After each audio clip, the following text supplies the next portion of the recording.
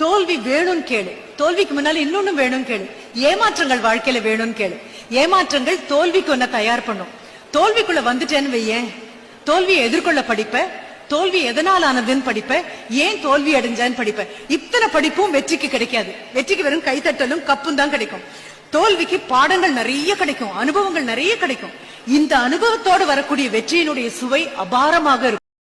இப்ப எதுக்கு ஜெயிக்கிறது பத்தி யோசிக்கிற? எப்படி ஆரம்பிக்கிறதுன்னு யோசி. நாளை என்றும் நம் கையில் இல்லை, நாம் யாரும் தேவன் கை பொம்மைகளே. முதல்ல ஏறிற கல்ல விட ரெண்டாவதா ஏறிற கல்லு தான் தூரமா போய் விடும் என்றால் கூட போராடு நண்பா. ஏன்னா முதல் கல்லுக்கு இலக்கு கிடையாது, ஆனா ரெண்டாவது கல்லுக்கு முதல் கல்ல தாண்டதான் இலக்கு. என்றைக்கும் தோற்காது உண்மைகளே. திரும்ப எடு, முதல்ல எடுத்ததை விட கண்டிப்பா பெஸ்டா தான் வரும். போல்ட்டை பொன்னில்லாமல் கோல்டு தேடி வரும்.